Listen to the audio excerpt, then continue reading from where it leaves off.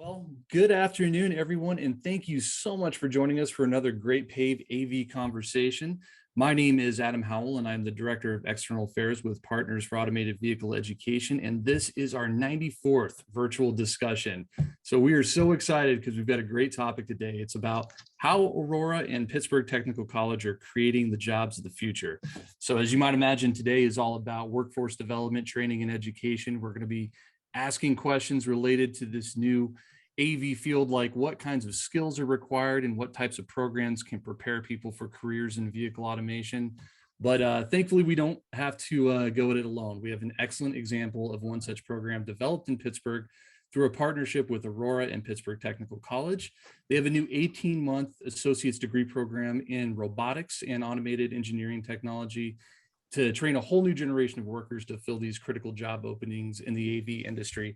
And we're also going to have the opportunity to sort of zoom out and learn about workforce development policy and some ideas around the country as a whole from an expert with Carnegie Mellon University. So I'm going to go ahead and introduce our excellent panelists today who are going to walk us through this great topic. We have Matt Blackburn, Senior Manager of Government Relations at Aurora. Matt, thank you so much for being here. Hey, it's good to be here. Thank you very much. We have Dr. Alicia Harvey Smith, President of Pittsburgh Technical College. Dr. Harvey Smith, thank you for joining us. It's my pleasure. I'm so excited to be a part of this. Thank you. And Rachel Burson, Global Programs Director at Carnegie Mellon University. Rachel, thank you so much for being here. Excited to be here and join the conversation. Thank you. So just jumping right in, this question is for both Matt and President Harvey Smith. Can you both talk a little bit about the origin of this this great degree program and your partnership? Matt, why don't you go first? Sure. Well, thanks, Adam. So it was a little over a year ago that we were talking internally at Aurora about what are our needs in the future? You know, as we continue to grow, as we scale this company, what are the needs that we have? And, you know, what we discovered was the needs are not always four-year degrees.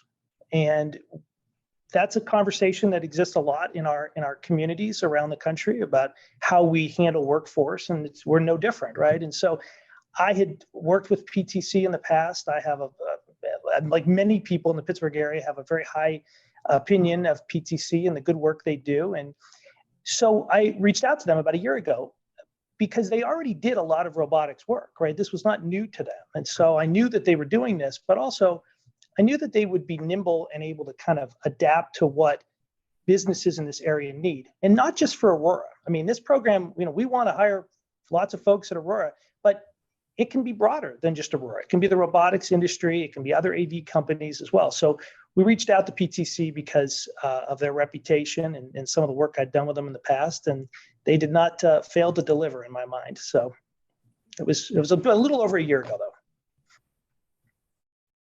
It was definitely a work of passion. I mean, we're so committed to the space, and we have such amazing students and faculty who are looking to stay on the cutting edge. So when Matt reached out, I mean, it was immediate. Yes, we saw the need. The thing that made it so attractive for us is that we wanted to be a part of creating what we consider to be the technician of the future. And the program actually lends itself to, again, it's multidisciplinary. So we're looking at several areas coming together to create this integrated model that really supports not only thinkers, but doers.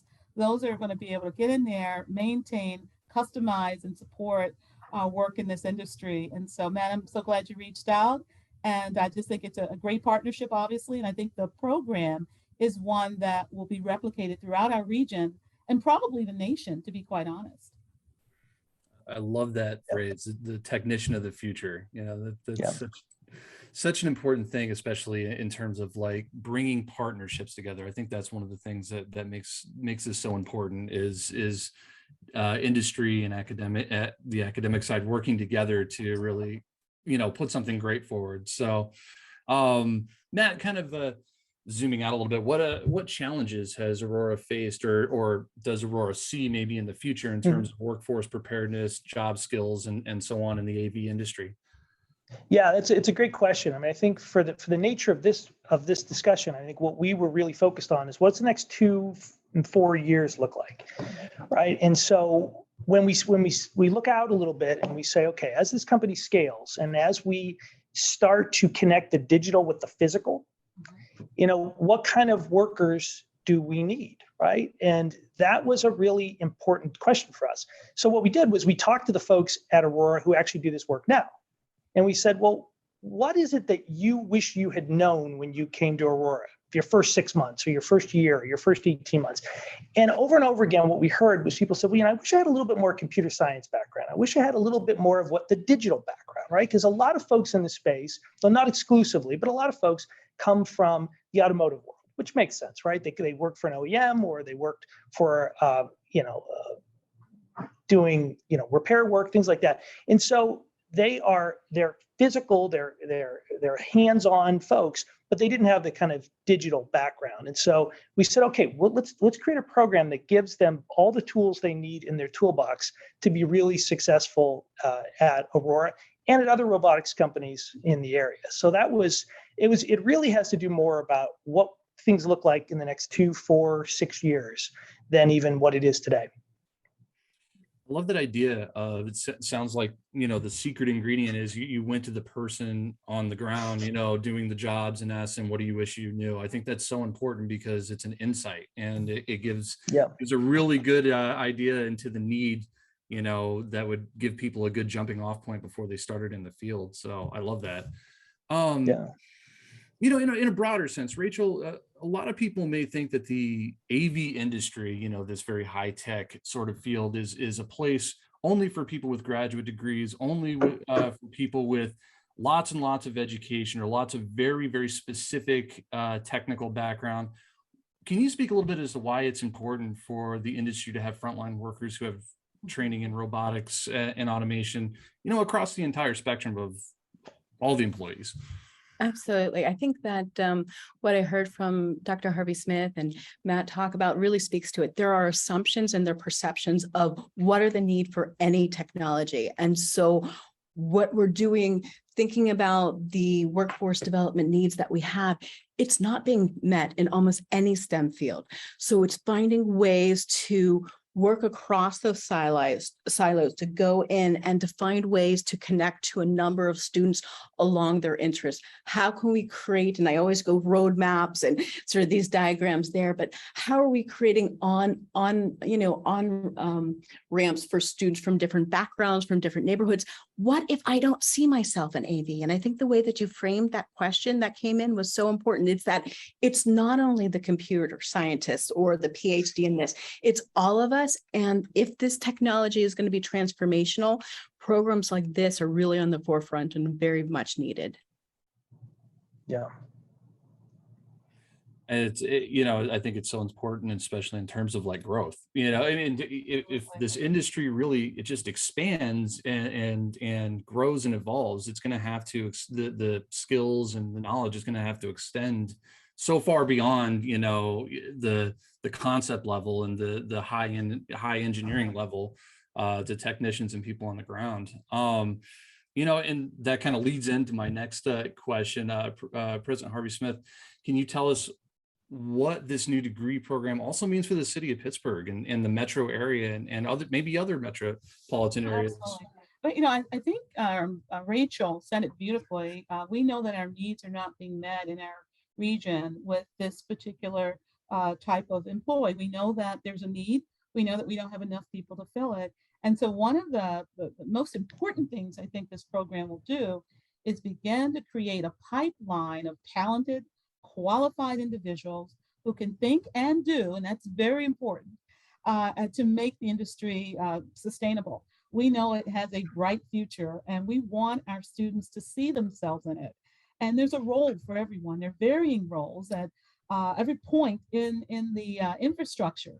And so having qualified, talented technicians who are well-trained, it's important to state they're very well-trained, can go in and I think create an opportunity both for the industry to succeed and certainly for them to succeed as well. So there are a couple of things the program will do. Number one, it's going to fill a really important need that is going to grow over time. Secondly, it's going to give us a model to study and to modify as new needs emerge. So now we have a prototype. Now we have a sample of something that we believe will work because of its multidisciplinary focus. And then we can use that as a model for other programs in the future as well. So the major need is filling the pipeline, and secondarily, obviously, creating other models that will sustain our region. And again, I'm going to always say the nation. These programs have a place across our nation. Yeah, it's funny. I'm a parent. I have two small children. I always tell them, if there's something you want to do, see yourself in it. Like you can't, don't exclude. If you don't think that you couldn't do this, see yourself doing it, and then you'll pursue it, and you'll do great.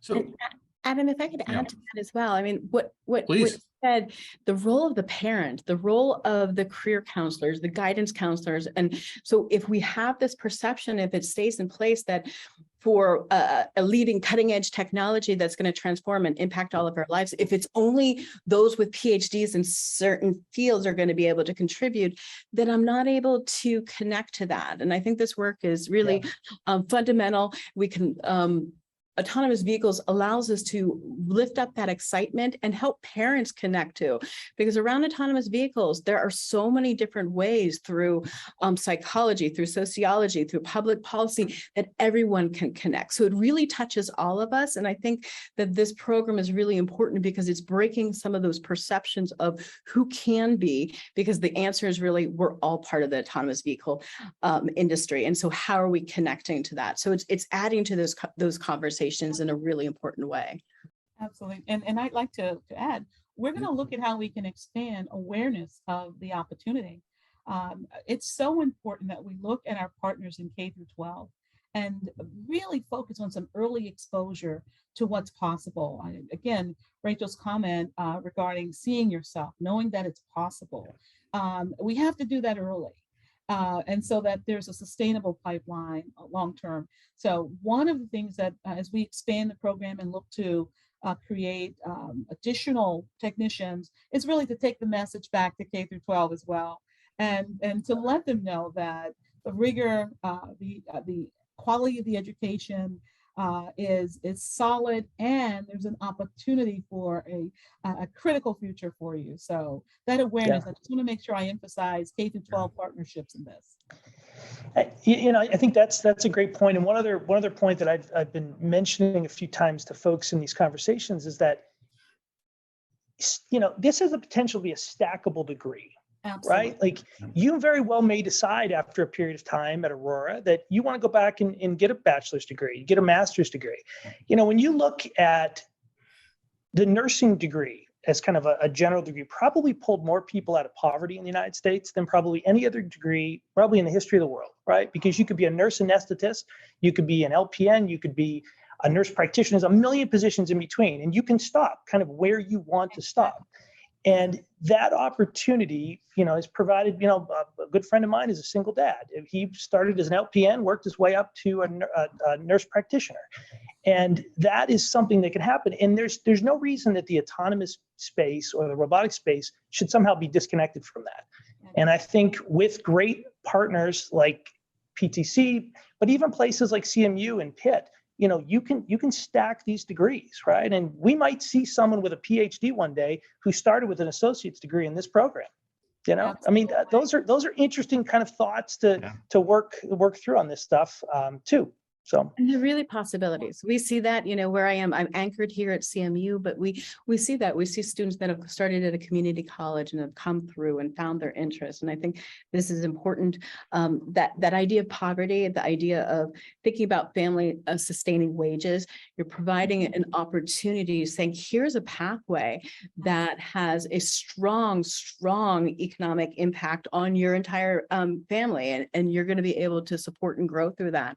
And it's, to me, when I think about this, it's also centering inclusion in the technology and its development and all of the training and opportunity around that. And this is going to be a really important pillar in moving that forward. Yeah.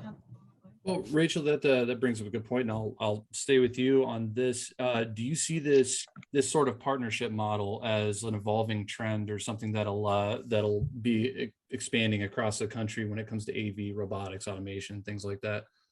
Absolutely. I think this is a wonderful example and a model to be shared. What we're finding in workforce development and education in general is that we have been working in silos and we're working off of assumptions. So I'm anchored here at Carnegie Mellon, and if I only work in this space here, then I'm only working off of assumptions. What are the needs and how do I work with maybe teachers or guidance counselors in K-12? What kind of information can we exchange? And then it's really bi-directional. I learn about the students and the different opportunities, and we continue to provide ways for students and for the everything's moving so quickly that we no longer have the luxury of staying within whatever our space is. So people are looking across and saying, what are the opportunities? How are we starting to build awareness much, much younger? And how do we build these really strong and pathways or pipelines so that people can have multiple opportunities to navigate? So this is absolutely one of those models of working across silos, finding ways to connect in new ways and building that kind of structure. I was just thinking a moment ago, I'm going to have my kids watch this webinar whenever we're done because it's such an inspirational conversation. So Matt, what does that pipeline sort of look like? Is Aurora going to be offering internships afterwards, or is there, you know, maybe a jobs fair or anything like that component to this? Sure. Yeah, so we'll be doing paid internships. We will have what we call industry days, which I think is really important, right? Because you've got, as we talk about kind of visualizing yourself in these positions, you know, even if you're in a classroom, like you've got to be able to get into these buildings, get into these companies and say, wow, okay, this is what it looks like on a day-to-day basis, right? This is what I would actually be doing. And so that's a really big part of it. It's also a very big part for the companies to sell their company to these students, right? Because as I said in the beginning, you don't just have to work at Aurora. We'd love you to work at Aurora, and we hope you will work at Aurora, right? But you might choose to go work in a different robotics company. And so it's incumbent then on the company to say, hey, this is what we have to offer. You know, what I think the students will find at places like Aurora is that, you know, this isn't a jobby job, right? There's lots of jobby jobs in the world. We see ourselves as delivering the benefits of self-driving technology safely, quickly, and broadly. And what we're really doing is making the roads safer. And so a lot of people, there's lots of jobs you can do, but this is much more mission-oriented. And I think for students that are excited about this and students that would say, hey, I want to be in a mission-driven company. I want to save lives. I want to do something meaningful. I think they'll see that when they're up close and personal. If it's through an internship, if it's through an industry day, there's a huge opportunity, I think, for both the companies, but also the students. It sounds like you're interested in helping people develop a philosophy or like you said, a mission-oriented thing instead of just a job. And I think that's AV is a great field for that, considering all of the societal benefits and all the different long-term goals and objectives for the technology. So I love that outlook. Thank you. So Dr. Harvey Smith, on your side, do you see, I know this is kind of an earlier phase of the program, do you see Pittsburgh Technical College expanding it, offering similar degrees in related fields, expanding the success, so to speak?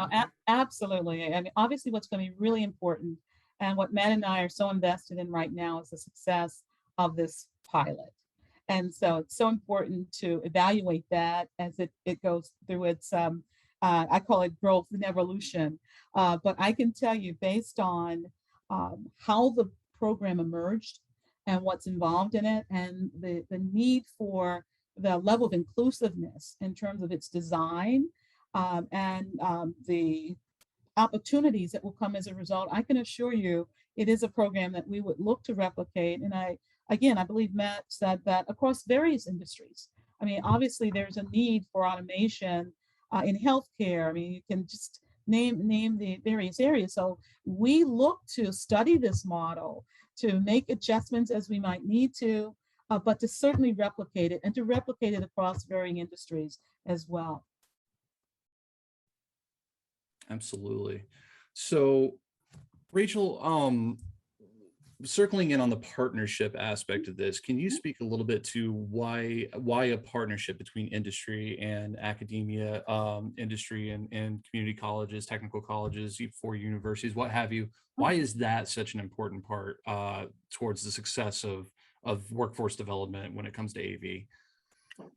And I would say the model that's being created here goes beyond AV, as Matt and Dr. Harvey Smith was saying. It is allowing us to look at with how quickly technology is moving. It's putting everyone in the same room, trying to create a space where we understand what are the innovations that have to happen in the curriculum, what are the innovations, what are the skills that are needed, what can we do to help ensure that students have the opportunities to learn about the skill set, to build those pathways. Are we leveraging, if we're only looking in our traditional spheres, are we leveraging after school programs, other opportunities to build the skill set? I could see this expanded into and working across the entire city to bring a new generation of students into this, to learn about that and to really experience for the first time a place in that. So the model of industry next to academia with policy as well, that is a really exciting space that is nimble and impactful. And that's the way that we need to go forward. It cannot be only, creating or recruiting for my individual school or company. And Matt, I think something that you said earlier, it's almost like seeding a community. So together you've united to put together really a community of actually trained, networked, and successful technicians that are going to be able to contribute across, and they'll be in demand. They really will. And then that will help to further the success and sustainability of, many industries in our region. I'm going to jump in if I might. I love what Rachel just said, and what it made me think about instantly is the need for more middle skills jobs. These are those spaces where certifications, advanced certifications, and associate degrees are exactly what you need to get a qualified, trained individual into the workforce, career ready. And a lot of times we have blinders on and believe that, as has been said multiple times, that you have to have a particular degree at a certain level in order to create a career, if you will. And so what I'm so excited by is that this is absolutely one of the priorities for Pittsburgh Technical College in terms of creating this pipeline for middle skills. 53% of the jobs in Pittsburgh, the new jobs, will be in the middle skills area. That's a lot of jobs. And it's an opportunity, again, for students to see themselves in spaces that historically maybe they did not. And so through this pipeline that's being created, K through 12, all the way up, community college, applied and technical institutions, 4-year senior institutions, it really creates a space for everyone. And the middle skills jobs are going to be, again, the most effective and fastest growing area, and have provided the backbone for American business and industry since its very inception. So it's just an important place to be. And I think that we're leading the way in our thinking by bringing people together to reimagine, if you will, what the job market, what jobs may look like. I'd like to add to that, Matt, something that you said earlier about the nursing example, and Dr. Harvey Smith, what you're saying now, it's allowing an opportunity for people to also pivot at different stages in their career. Because, we've seen how education has started to catch up and creating, night programs and other opportunities to complete degrees and such. And this is another possibility where maybe I've been trained in something, and maybe it's a related field, or I have a new interest, and it allows people to pivot. The federal government talks about lifetime STEM learning and access to that as being, critical to the success of the nation. And I think this is an example of that in action, of moving into that direction, of letting the parents also. And so hopefully as the parents begin to discover these programs, maybe some of them you'll find will sign up as well to learn more. Yeah. Well, it's funny you say that. We had a wonderful open house at PTC. I think it was September 15th, of just 2 weeks ago. And what was so fun for me, we brought a vehicle, or an autonomous vehicle, and it's there, and people are coming up, and in the student body at PTC, comes from all over, not just Pittsburgh, right? It's from outside and maybe more the rural areas, Lawrence County, places like that, in about an hour north of Pittsburgh. If you live in Pittsburgh, you've probably seen an autonomous vehicle. I mean, if you've been downtown for any period of time, you've probably seen it. But if you live up in Lawrence County, or you live in Indiana County, you live on the outskirts of the city, you probably haven't. And some of these students, I mean, their eyes were like this big, right? But the interesting thing, as a dad who has 3 kids and one of them's in high school, when we think about this, I had a lot of parents come up to me and say, "Okay, so what's the deal here? Is this?" And the question that I kept getting was, "Is this a job that will be there in 5 years, in 10 years, in 20 years?" Pittsburgh has a long history of hard work and blue collar folks, right? That's what Pittsburgh's kind of known for, right? And so that mom and that dad who brought their student to that open house, they were very inquisitive about, like, hey, this isn't going to be something that just disappears. Like, you guys aren't just going to leave in a few years, right, and go do something else, right? They were very dialed in on, is this a family sustaining job? Is this a place that my kids can, have their my grandkids and my great grandkids here? That's what Pittsburgh cares about, and a lot of places around this country care deeply about that. And so that was fun for me to be able to say, hey, listen, this is a continued commitment to Pittsburgh from Aurora. But also, if you're in this space 5 years from now, you are going to be in very high demand. 10 years from now, you're going to be in very high demand. There's no worries on that front.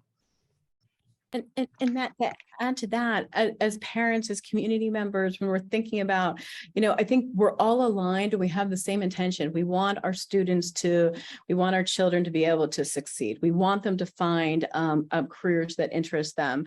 And the jobs have changed. And what we thought were, that you had to be this or that. And that's changed so much that this is an opportunity to discover new interests. And there's also a portability here. So in that, will it be here in 5 years? There's a portability of the skills and that foundation that I think is developed. And for many of our communities that feel really excluded from and disadvantaged, not included in tech at all, this is an opportunity for them to connect in. And I know that's a lot for our rural spaces in Pennsylvania, that they don't feel included and they're not sure what those pathways are. So there's a lot of excitement about, what kinds of educational transformations can happen through this as well.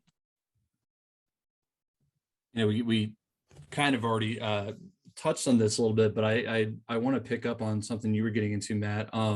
We got a great audience question that relates to something you said. The parents kind of come up to you and say, what is this going to be in a few years or whatnot? We had a question that came in that asked, what jobs will someone with this degree from a technical college be qualified for at like a company like Aurora? Like, do they exist now, or is it going to be years in the future before they could even use the degree maybe? Yeah, that's a great question. I mean, one of the ways I answer this question is I say, if you look at an autonomous vehicle, look at the sensor rack on top of the vehicle. Somebody built that. Somebody put that on the top of the vehicle. Somebody repairs that when we have an issue. Somebody troubleshoots that. Those are the service engineer technicians, right? Those are the folks on the front lines who are, they're the real connection between the digital and the physical. But when you see those vehicles, they might drive by themselves, but they don't repair themselves. They don't fix themselves. They don't build themselves, right? And so, so we have individuals at Aurora now, a number of individuals who are doing this, but we will need more of those individuals.